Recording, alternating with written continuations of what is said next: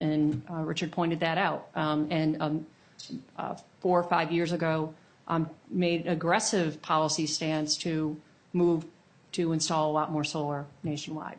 So keep that in the back of your mind. I think there are probably two primary reasons right now. One is wide economies of scale, right? You had a major push all at once, not just in Germany, but throughout Europe, which gives you economies of scale. And the second kind of subset on the economies of scale argument is Germany is more or less one electricity grid and more or less one federal or national regulator. The US, we deal with 50 different markets, 50 different regulators. You looked at my map on the net metering rules, 50 different sets of rules.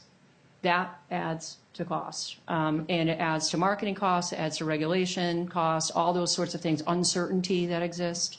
So there's kind of they did it all at once, and that helps a lot with economies of scale.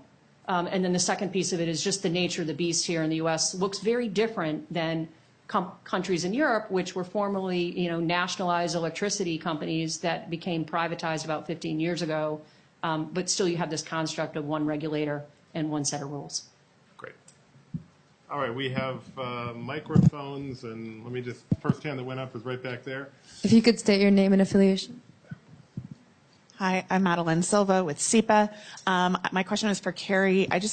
You said that rates need to reflect the benefits that solar customers are providing to the grid, and I just wanted you to kind of elaborate on what benefits solar customers are providing to the grid. And you mentioned, I think you said electric vehicles, but from where I've heard utilities complain that that's actually a hindrance to the grid because it puts more pressure on the grid. So I'm sorry, I didn't mean to link electric vehicles and solar, although people are talking about them as being, in the future, perhaps things you could do simultaneously, EVs being a battery and solar being, a generator.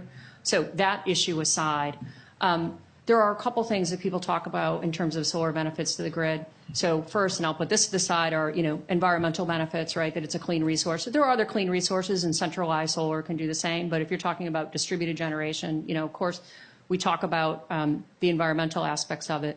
The actual physical grid benefits, which is where there's a little bit of, wrangling. Richard did mention avoided fuel cost, avoided O&M cost. If you're avoiding building that next new generation plant, capital costs associated with that.